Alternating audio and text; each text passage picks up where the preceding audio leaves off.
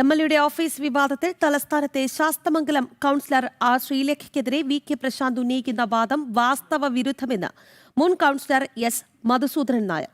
താൻ ഒപ്പം ഇരിക്കുമ്പോഴാണ് വി കെ പ്രശാന്തുമായി ആർ ശ്രീലേഖ സംസാരിച്ചതെന്ന് എസ് മധുസൂദനൻ വ്യക്തമാക്കി. MS വീണ തയ്യാറാക്കിയ റിപ്പോർട്ടിലേക്ക്. ശാസ്തമംഗലം വാർഡിലെ കൗൺസിലറുടെ ഓഫീസുമായി ബന്ധപ്പെട്ട വിവാദങ്ങൾക്കാണ് അനാവശ്യമായി MLA വി കെ പ്രശാന്ത് ഇപ്പോൾ വഴിവെച്ചിരിക്കുന്നത്. കൃത്യമായിട്ടുള്ള നിലപാട് ഈ വിഷയത്തിൽ ആർ ശ്രീലേഖ വ്യക്തമാക്കിയിട്ടുണ്ട്. ഇപ്പോൾ നമ്മോടൊപ്പം ചേരുന്നത് മുൻ കൗൺസിലറായിരുന്ന എസ് മധുസൂദനൻ നായരാണ്.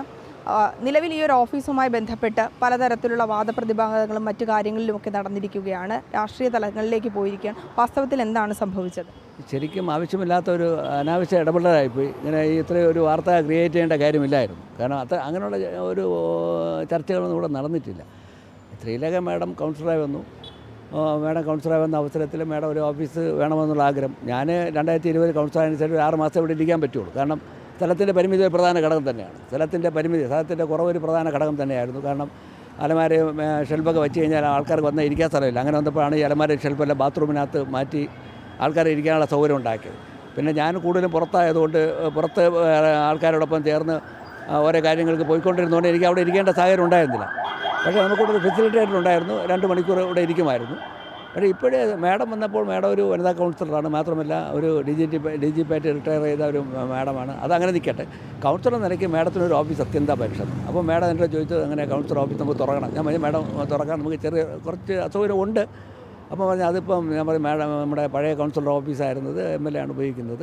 കാരണം അന്ന് മുൻ കൗൺസിലറായിരുന്ന ബിന്ദു ശ്രീകുമാർ കൗൺസിലറായിരുന്ന അവസരത്തിൽ അക്ഷയ കേന്ദ്രത്തിന് അനുവദിച്ച ആ റൂമാണ്, കോർപ്പറേഷൻ അനുവദിച്ച ആ റൂം കൗൺസിലർ കൊടുക്കുകയും കൗൺസിലർ ഉപയോഗിച്ചുകൊണ്ടിരുന്ന വളരെ വിസ്താരമുള്ള റൂം MLAക്ക് കൊടുക്കുകയുണ്ടായി. അത് അവരുടെ ഒരു കാഴ്ചപ്പാടാണ്. പക്ഷേ മാഡം കൗൺസിലർ ആയതോ മാഡത്തിന് ഇത്രയും അസൗകര്യം വളരെ പരിമിതമാണ്. ഈ സൗകര്യം വളരെ പരിമിതമാണ്. ആ പരിമിതമായ അസൗകര്യത്തിൽ മാഡത്തിന് ഇരിക്കാൻ ഉള്ള ബുദ്ധിമുട്ടുള്ളതുകൊണ്ട് ഇനി മാഡം ഇരിക്കുന്നതിന് വിഷയമൊന്നുമില്ല. ആ മുറി മതി മാഡത്തിന് ഇരിക്കാൻ. ജനങ്ങളോട് സേവിക്കാൻ വേണ്ടി ആ മുറിയിൽ ആവശ്യമുള്ളൂ. പക്ഷേ കുറച്ച് ആൾക്കാർക്ക് കൂടുതൽ വന്നു കഴിഞ്ഞാൽ ഇരിക്കാനായിട്ട് അസൗകര്യം ഉണ്ടാകും. ആ അസൗകര്യം കണക്കിലെടുത്തുകൊണ്ട് മാഡം എന്ത് ചെയ്തു?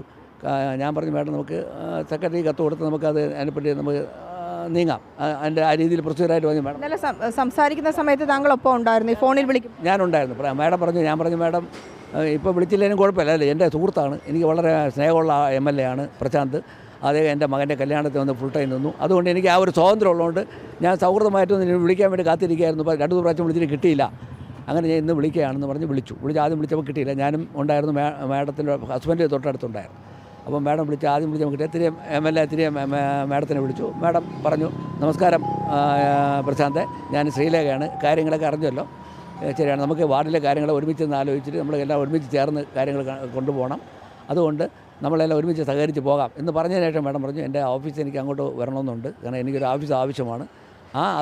ഓഫീസ് ആവശ്യമായതുകൊണ്ട് ആ ഇരിക്കുന്ന റൂമിൻ്റെ അസൗകര്യം പരിഗണിച്ച് MLA ഉപയോഗിക്കുന്ന പ്രശാന്ത് ഉപയോഗിക്കുന്ന ആ റൂം എനിക്ക് കിട്ടിയാൽ കൊള്ളാം. പക്ഷേ ഉടനെ വേണമെന്ന് പറയുന്നില്ല. ഉടനെ വേണമെന്ന് പറഞ്ഞ് പ്രശാന്ത് ആലോചിച്ചതിന് ശേഷം അത് എടുത്താൽ എൻ്റെ ഒരു റിക്വസ്റ്റാണ്. അല്ലാതെ ഞാനിത് ഒഴിഞ്ഞു കയറണമെന്നും ആവശ്യപ്പെടുന്നില്ല. വി കെ പ്രശാന്ത് പറയുന്നതിൽ വാസ്തവമുണ്ടോ? തീർച്ചയായും ഒരു വാസ്തവമില്ല. കാരണം മാഡം ഞാൻ കേട്ടുകൊണ്ടിരിക്കുകയല്ലേ, ഞാൻ ഉണ്ട് മാഡത്തിൻ്റെ ഹസ്ബൻഡ് അടുത്തിരിക്കുകയല്ലേ. അത് പ്രശാന്ത് തന്നെ പറയുന്നുണ്ട് അദ്ദേഹത്തിൻ്റെ വോയിസ് റെക്കോർഡ് ഉണ്ടെന്ന് പറഞ്ഞു. വേണമെങ്കിൽ അത് പരിശോധിച്ച് നോക്കാമല്ലോ. മാഡം അങ്ങനെ ഒരു അസഭ്യമായിട്ടോ അല്ലെങ്കിൽ ഒരു അനാവശ്യമായിട്ടോ അല്ലെങ്കിൽ വേറെ ഒരു ആജ്ഞാരൂപത്തിലോ മാഡം പറഞ്ഞിട്ടില്ല. മാഡം റിക്വസ്റ്റ് ചെയ്തു, അങ്ങേറ്റം പ്ലീസ് ചെയ്താണ് പറഞ്ഞത്. നമ്മൾ സഹകരിക്കണം, നമുക്കത് എനിക്ക് കിട്ടി. അതും കൂടെ അസൗകര്യമായിരുന്നു. അതുകൊണ്ട് ആലോചിച്ചിട്ട് മതി. ഇന്നോ നാളെ വേണമെന്നും പറഞ്ഞില്ല. അത് ആലോചിച്ചിട്ട് അതിൻ്റെ സൗകര്യപ്രദമായിട്ട് ആലോചിച്ച് എടുത്താൽ മതി. പക്ഷേ അതും കൂടെ എനിക്ക് കിട്ടിയാൽ നന്നായിരിക്കും. കാരണം എനിക്ക് കുറേ ആൾക്കാർ കാണാൻ വരുമ്പോൾ അതിനുള്ള അസൗകര്യം ഇവിടെ ഉണ്ട്. അത് പരിഗണിച്ചാണ് ഞാൻ ആവശ്യപ്പെടുന്നത്, ഞാൻ റിക്വസ്റ്റ് ചെയ്യുന്നത് എന്നുമാണ് മാഡം പറഞ്ഞത്. എന്നിട്ട് കഴിഞ്ഞ ശേഷം ഫോൺ ചെയ്തതിന് ശേഷം ഞാൻ മാഡത്തിന് ചോദിച്ചു, എന്താ പറഞ്ഞതെന്ന് ചോദിച്ചാൽ പറഞ്ഞു അത് എന്നെ ഒഴിപ്പിച്ചോളാൻ പറഞ്ഞു എന്നാണ് മറുപടി പറഞ്ഞതെന്ന് പറഞ്ഞു.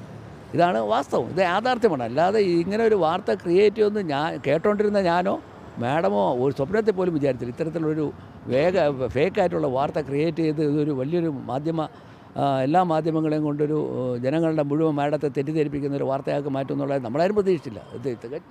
കൃത്യമായിട്ട് വ്യക്തമായിട്ടാണ് മുൻ കൗൺസിലർ കൂടിയായ ഇദ്ദേഹം എസ് മധുസൂദനൻ പറയുന്നത്. ഈ ഫോണിൽ സംസാരിക്കുമ്പോൾ ആർ ശ്രീലേഖ വി കെ പ്രശാന്തുമായി ഫോണിൽ സംസാരിക്കുമ്പോൾ ഒപ്പമുണ്ടായിരുന്ന ആളാണ്. അതിനെ വളച്ചൊടിക്കപ്പെട്ടു. വസ്തുതാവിരുദ്ധമായിട്ടുള്ള കാര്യങ്ങളാണ് വി കെ പ്രശാന്ത് പറയുന്നതെന്നാണ് എസ് മധുസൂദനൻ വ്യക്തമാക്കുന്നത്. ക്യാമറമാൻ രഞ്ജിത്തിനോടൊപ്പം വീണ, ജനം, തിരുവനന്തപുരം.